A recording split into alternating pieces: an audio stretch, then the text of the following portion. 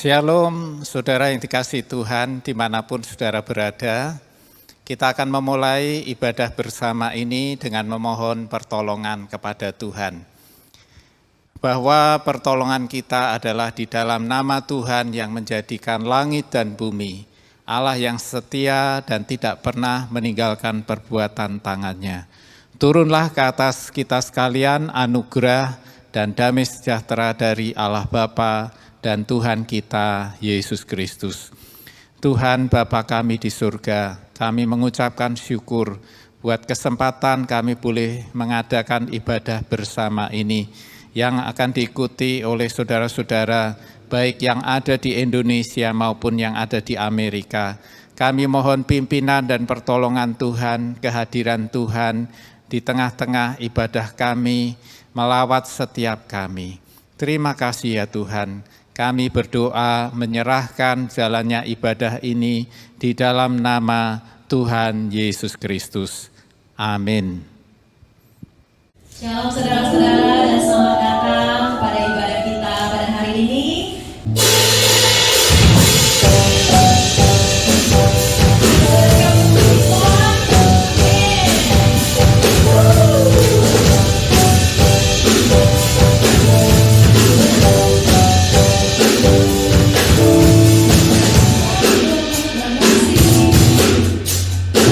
Yang sudah tidak berubah.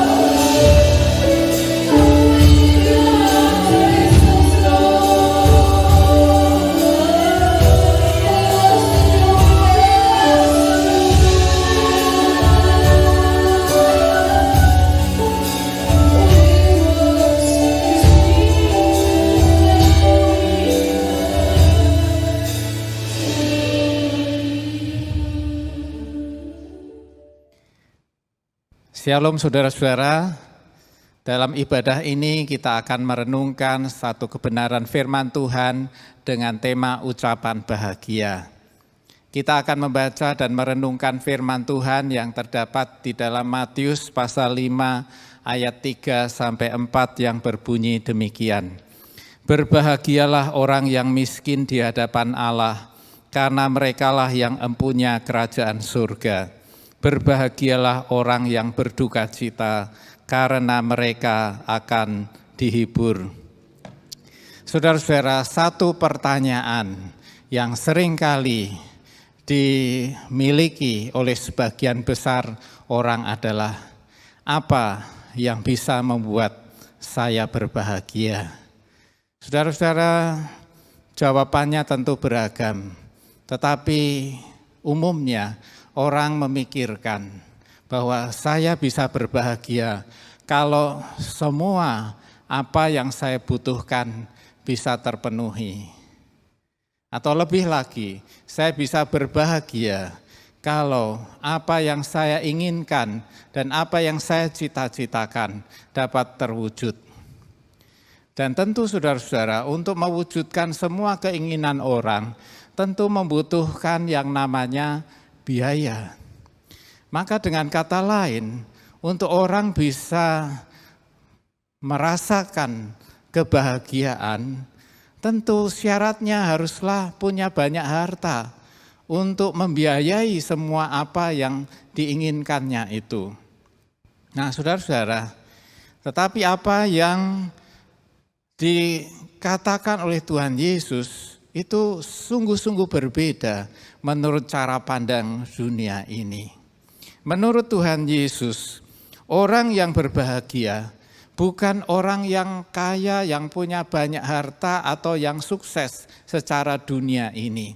Orang yang berbahagia menurut Tuhan Yesus justru adalah orang yang miskin. Kok bisa ya? Bagaimana mungkin orang yang miskin bisa berbahagia? Orang yang miskin saja biasanya ingin supaya bisa lepas dari kemiskinan. Tetapi bagaimana Tuhan Yesus mengatakan bahwa orang yang miskin di hadapan Allah itu yang justru berbahagia?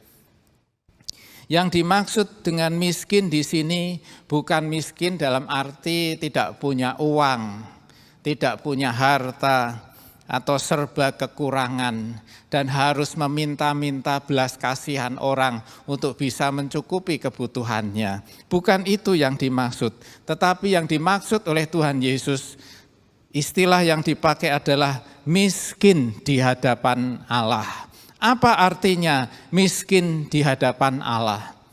Orang yang miskin di hadapan Allah adalah orang yang sadar bahwa dirinya tidak ada apa-apanya di hadapan Allah. Dia menyadari bahwa dirinya itu butuh belas kasihan dari Allah.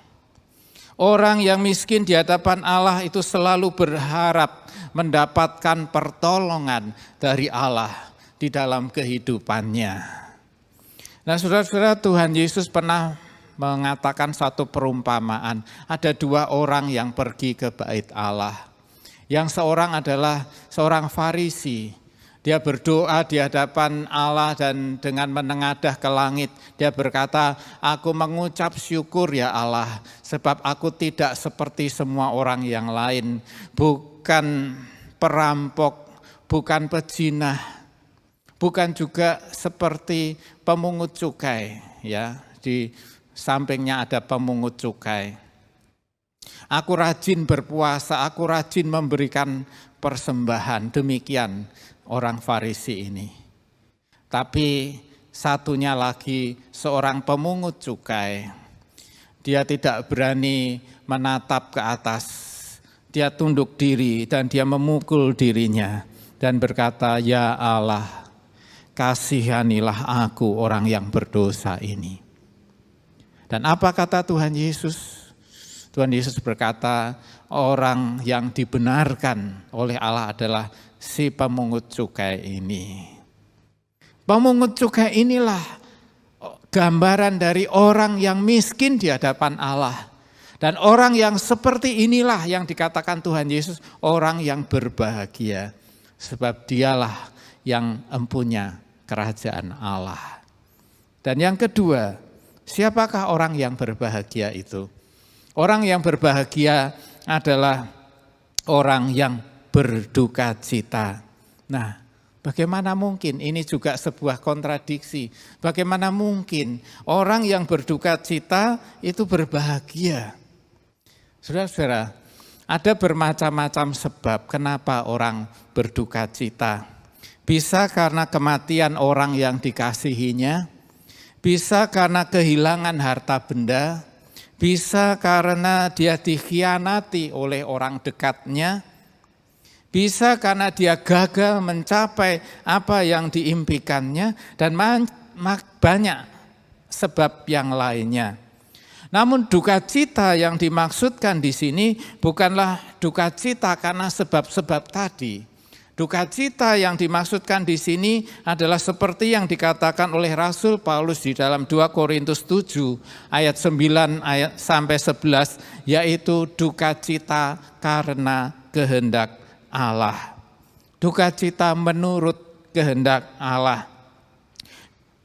Orang yang berduka cita menurut kehendak Allah adalah dia berduka cita karena menyesal akan kesalahan dan dosa-dosa yang sudah dilakukannya. Seperti jemaat Korintus yang ditegur oleh Rasul Paulus karena dosa-dosa mereka. Dan mereka berduka cita, mereka menyesali dan mereka bertobat. Inilah duka cita yang menurut kehendak Allah. Dan duka cita yang seperti inilah duka cita yang mendatangkan kebahagiaan. Sehingga Tuhan Yesus mengatakan, berbahagialah orang yang berduka cita karena menurut kehendak Allah. Inilah saudara-saudara, jadi berbahagialah kita jika saat ini kita sadar, merasa bahwa kita ini miskin di hadapan Allah. Dan berbahagialah jika kita saat ini berduka cita menurut kehendak Allah. Tuhan Yesus memberkati. Puji nama Tuhan, saudaraku yang kekasih. Tidak terasa setahun telah berlalu sejak lockdown yang pertama dari tahun 2020. Saya percaya suatu adjustment atau penyesuaian yang tidak mudah untuk setiap kita lakukan dan setiap kita lewati. Namun saudaraku kekasih, sebagai anak-anak Tuhan kita harus percaya dan tahu, sadar, mengerti betul-betul bahwa Tuhan mau agar kita tetap mengalami kasih karunia, anugerah, dan kebahagiaan yang daripada Tuhan. Di dalam ayat yang akan kita baca pada pagi hari ini, di mana mengenai khotbah Yesus di bukit di dalam Matius pasal yang kelima, ayat yang kelima dan keenam, di situ dikatakan, berbahagialah orang yang lemah lembut karena mereka akan mewarisi bumi. Ayat yang ke-6 dikatakan, berbahagialah orang yang haus akan kebenaran karena mereka akan dikenyangkan. Saudara yang kekasih, tidak dapat disangka lagi kerinduan Allah kepada atas setiap anak-anaknya adalah supaya kita berbahagia, supaya kita mengalami kesukacitaan, kedamaian yang abadi atau yang kekal di dalam Yesus Kristus. Yohanes pasal yang ke-10 ayat yang ke-10, Yesus berkata, aku datang supaya engkau mengalami kehidupan atau memiliki kehidupan dan kehidupan yang berkelimpahan. Tentunya itu tidak berarti hal-hal yang materi saja yang Tuhan katakan atau maksudkan, tetapi kehidupan yang jauh lebih besar daripada apa dari hal-hal dunia ini. Di dalam dua ayat yang kita barusan baca tadi, di dalam Matius pasal kelima dan ke-6, Yesus memberikan dua kunci yang sangat luar biasa untuk kita mengalami kehidupan yang berbahagia di dalam Yesus Kristus. Nah, kata bahagia di situ adalah kedamaian atau suatu kehidupan rohani yang tidak tergoyahkan, memiliki suatu kedamaian surgawi yang tidak dipengaruhi oleh hal-hal dunia ini. Dan untuk mengalami kehidupan yang demikian, Yesus memberikan satu atau dua kunci yang sangat sederhana. Yang pertama dia katakan, berbahagialah orang yang lemah lembut. Jadi yang pertama kuncinya untuk mengalami kebahagiaan yang sejati di dalam Tuhan adalah kelemah lembutan. Yesus berkata, berbahagia orang yang lemah lembut. Nah, arti lemah lembut di sini tentunya saudara tahu bahwa lemah lembut tidak berarti lemah gemulai ya, atau lemah seperti yang dunia ini maksudkan, atau berarti kelemahan, bukan. Tetapi lemah lembut yang dimaksudkan di sini adalah suatu kekuatan yang terkendalikan. Kekuatan yang terkendalikan. Karena kekuatan yang terkendalikan ini didasarkan kepada suatu keyakinan iman akan janji Allah yang tidak pernah berubah, kepada Allah yang setia, kepada Tuhan Allah yang menciptakan segala isi dunia ini dan segala isinya. Saudara yang kekasih, inilah kunci pertama, lemah lembut. Sekali lagi saya katakan, bukan suatu kelemahan atau lemah gemulai, bukan. Tetapi suatu keyakinan, percaya bahwa Tuhan yang akan bertindak bagi kehidupan kita. Atau di dalam kehidupan kita, Tuhan yang bertindak bagi kita.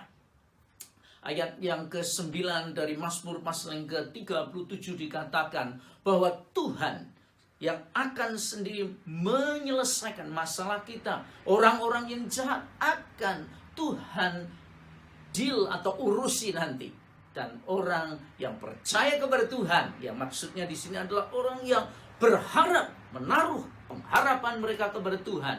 Tuhan Yesus dikatakan di situ dalam ayat ke-9 Mazmur 37 akan memiliki bumi. Saudara yang kekasih, kunci yang pertama, lemah lembut. Apapun yang kita hadapi, apapun yang kita alami, yakin, percaya bahwa Tuhan tetap menguasai kehidupan kita, Dia tetap bertahta, dan kalau kita terus berserah kepada Dia, Tuhan akan bertindak bagi kita. Roma pasal ke-8 ke-28 dikatakan bahwa orang yang mengasihi Tuhan, segala sesuatu bekerja bersama-sama mendatangkan kebaikan bagi mereka. Karena Tuhan yang menguasai kehidupan kita. Kunci yang kedua, rahasia untuk hidup berbahagia. Di tengah-tengah masa yang sulit atau apapun yang kita hadapi pada saat ini adalah memiliki kehausan akan kebenaran. Indah sekali, karena di situ arti kebenaran bukan, arti kata kebenaran dipakai di dalam bahasa aslinya adalah righteousness atau kebenaran yang dihasilkan karena mengenal kebenaran. Saudara yang kekasih, di sini dikatakan bahwa orang yang haus akan kebenaran. Kunci yang kedua, rahasianya adalah kita harus haus cinta akan firman Tuhan. Dan itulah yang dimaksudkan di dalam Yohanes 17. Ayat ke-17 dikatakan, firman-Mu adalah kebenaran. Jadi saudara yang kekasih, di dalam keadaan yang kita hadapi saat ini, kita harus tetap untuk memiliki kehausan, kelaparan akan kebenaran firman Tuhan. Dan firman Tuhan itu yang tidak pernah berubah. Firman Allah yang menciptakan dunia ini. Ibrani pasal ke-11 yang 3 dikatakan, oleh firman-Mu Engkau menciptakan dunia ini. Ibrani 1 yang 3 dikatakan, dan oleh firman-Mu Engkau menjagai, memelihara bumi ini. Itulah sebabnya penting untuk kita senantiasa memiliki kehausan akan firman Tuhan. Sebab firman Tuhan yang akan menjagai, memelihara kehidupan kita dan akan memberikan kita kekuatan untuk mengalami kemenangan demi kemenangan. Roma 8:37 dikatakan bahwa kita sudah dibuat lebih daripada pemenang oleh karena Yesus Kristus yang telah mengasihi kita.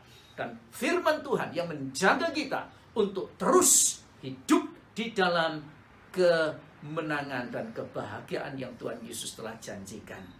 Miliki kehausan akan firman Tuhan. Pegang, simpan firman Tuhan dalam kehidupan kita. Haus terus rindu akan Tuhan.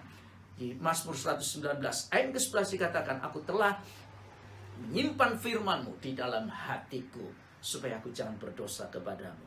Itu sebabnya saudara yang kasih, jangan kehilangan kehausan untuk memiliki akan kebenaran firman Tuhan dalam hidup kita. Dua kunci yang sederhana, dan saya percaya Tuhan akan terus menjaga kehidupan kita dan memberikan kepada saudara kemenangan demi kemenangan.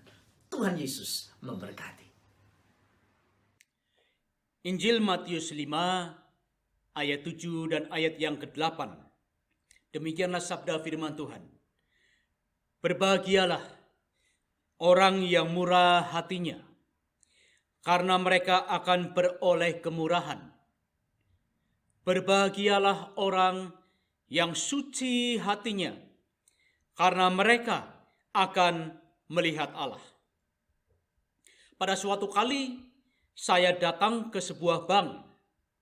Sejak memasuki ruangan, saya menjumpai sikap ramah dari semua pelayan bank. Mulai dari satpam yang membuka pintu, petugas customer service, teller, sampai manajernya.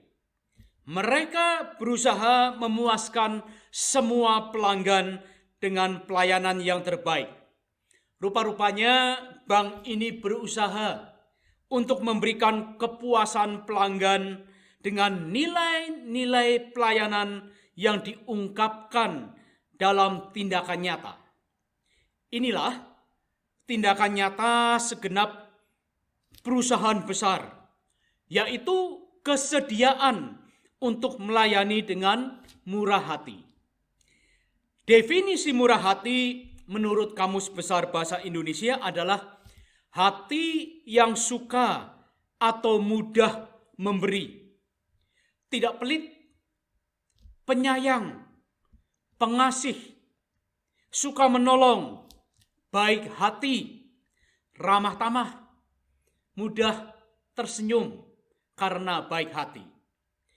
Murah hati kesimpulannya adalah siap dan rela menyentuh hidup orang lain, atau kemampuan untuk menempatkan diri pada posisi orang lain, berusaha memahami pikiran dan perasaan orang lain, sehingga muncul rasa simpati yang mendorong bertindak demi kepentingan orang lain. Alkitab mencatat masalah murah hati ini berkali-kali. Misalkan Lukas 6 ayat 36.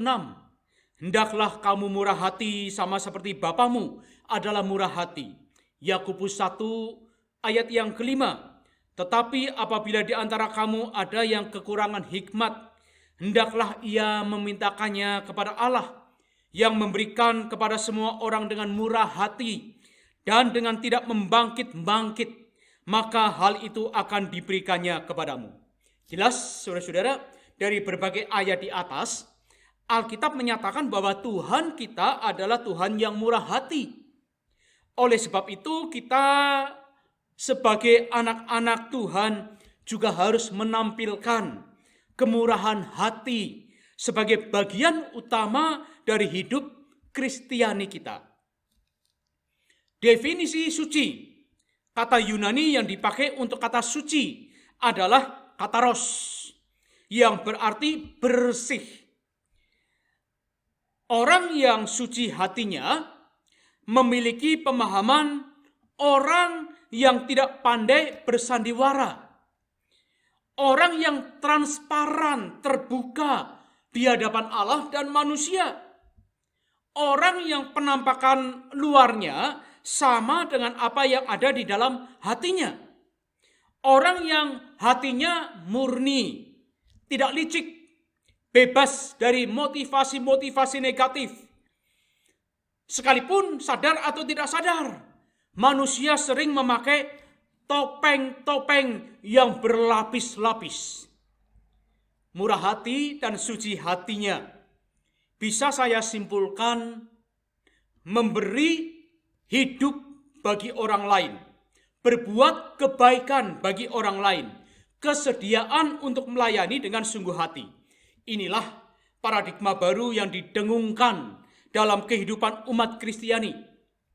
Mereka semua diajak untuk memberikan pelayanan yang terbaik. Ada seorang dokter bernama Dr. Lo Xiaoqing dari Solo, Jawa Tengah. Ia dikenal sebagai dokter yang dermawan. Ia melakukan pelayanan kesehatan yang terbaik untuk masyarakat sekitarnya. Ia merawat, mengobati pasiennya tanpa memasang tarif. Dan sebagian besar pasiennya malah tidak diminta biaya kalau berobat. Lebih jauh lagi, saudara-saudara, ia bersedia menanggung biaya pembelian obat dan jika perlu biaya perawatan di rumah sakit bagi pasien yang tidak mampu. Menjadi dokter bagi Lo Xiaoqing adalah sebuah anugerah. Ia juga mengingat baik-baik nasihat ayahnya. Ayahnya pernah berkata, kalau mau jadi dokter, ya jangan dagang. Kalau mau dagang, ya jangan jadi dokter. Sikap pelayanan terbaik ini membuatnya dicintai dan dihormati oleh warga sekitarnya.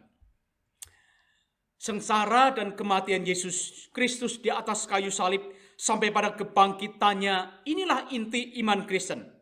Ia melayani orang lain, bahkan para muridnya sendiri dilayani. Martin Luther King mengatakan, Anda tidak memerlukan ijazah tinggi untuk dapat melayani.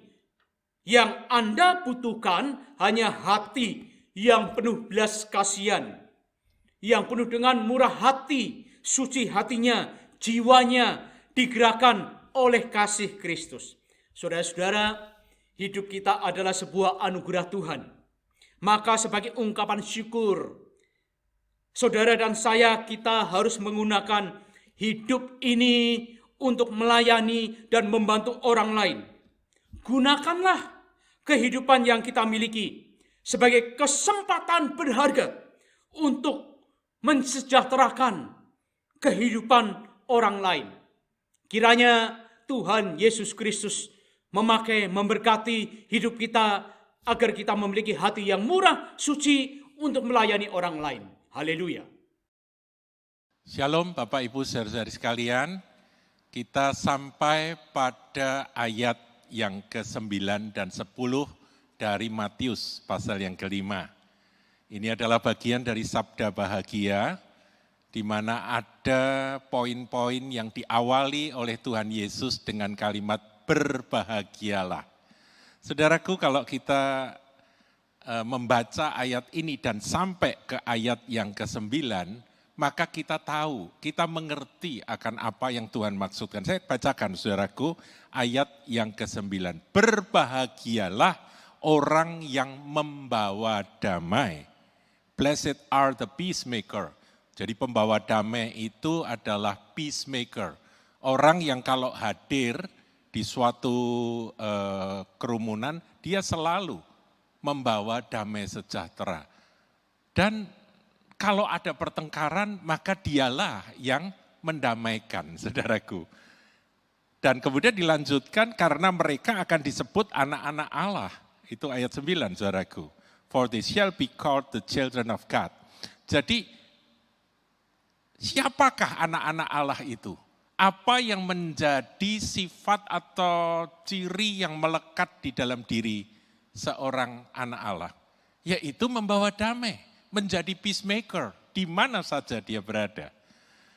Jadi kalau kita sebaliknya kita renungkan, kalau ada orang yang mengaku dirinya Kristen, namun ketika dia berada di satu kelompok tertentu, yang terjadi adalah keributan, yang terjadi adalah kekacauan, yang terjadi adalah kerusuhan, pertengkaran.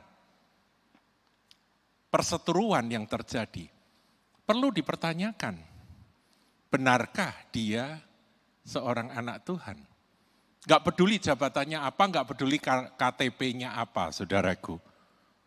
Sebab ciri dari seorang anak Allah adalah membawa damai. Itu ayat yang ke-9.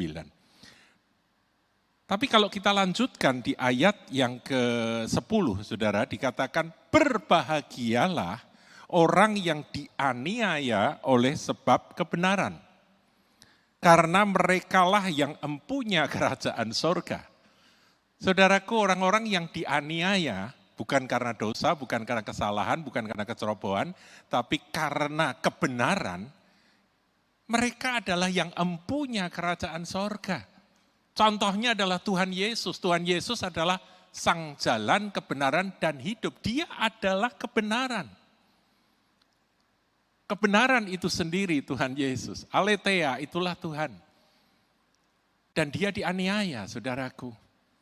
Oleh sebab itu kita harus paham, meskipun sebagai anak-anak Allah yang senantiasa membawa damai, bukan berarti kita akan bebas dari aniaya. Orang benar yang cinta damai, yang membawa damai, bukan berarti bebas dari aniaya. Dan kalau aniaya karena dia hidup benar dan dia mengusahakan perdamaian, namun aniaya yang diterima, maka Tuhan menghibur dengan kata-kata ini. Berbahagialah orang yang dianiaya oleh sebab kebenaran. Seorang anak Allah yang hidup benar dan menjadi peacemaker di mana-mana, memang dia membawa damai, tetapi ada saatnya orang-orang gak bisa terima kehadirannya. Seperti Tuhan Yesus, Prince of Peace, Sang Raja Damai itu sendiri, dianiaya. Demikianlah kita sebagai pengikut Kristus, murid-murid Kristus.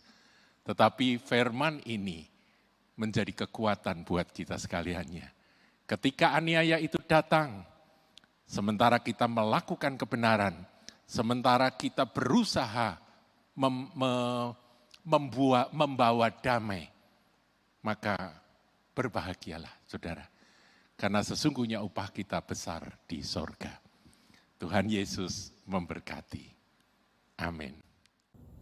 Shalom saudara, melanjutkan akan firman Tuhan saat hari ini dari Matius 5 ayat yang ke-11 sampai ke-12 berkata demikian. Berbahagialah kamu jika karena aku kamu dicela dan dianiaya dan kepadamu difitnahkan segala yang jahat.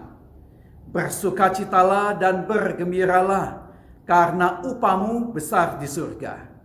Sebab demikian juga telah dianiaya nabi-nabi yang sebelum kamu. Amin. Saudara, saya ingin mengajak saudara untuk membayangkan ketika Yesus berkhotbah di bukit pada waktu itu. Dia berhadapan di depan akan banyak orang yang benar-benar tahu apa rasanya menjadi orang yang miskin, orang yang penuh dengan duka cita, bahkan lapar dan haus, teraniaya, dicela, dan difitnah. Jadi lupakan sejenak gambaran seperti seorang yang sedang berpidato di depan kumpulan orang-orang yang berdasi, kumpulan orang-orang yang kaya, ya. Tetapi ini adalah gambaran di mana Kristus ingin memberikan ayat-ayat ini sebagai peringatan. Ikut Yesus tidak berarti senantiasa hidup berjalan secara mulus, tetapi tidak tertutup kemungkinan mengalami akan yang namanya penderitaan. Penderitaan di sini jelas bukan karena kesalahan dan dosa yang diperbuat oleh kita. Sebab dapatkah disebut pujian jika kamu menderita pukulan karena kamu berbuat dosa? Tetapi jika kamu berbuat baik dan karena itu kamu harus menderita, maka itu adalah kasih karunia pada Allah. Di dalam 1 Petrus 2 ayat yang ke-20. Bahkan di dalam Yohanes 15 ayat 18 sampai 20 juga berkata, menguatkan kepada kita ayat ini. Jikalau dunia membenci kamu, ingatlah bahwa ia telah lebih dahulu membenci aku daripada kamu. Sekiranya kamu dari dunia, tentulah dunia mengasihi kamu sebagai miliknya. Tetapi karena kamu bukan dari dunia, melainkan aku telah memilih kamu dari dunia. Sebab itulah dunia membenci kamu. Ingatlah apa yang telah kukatakan kepadamu. Seorang hamba tidaklah lebih daripada tuannya.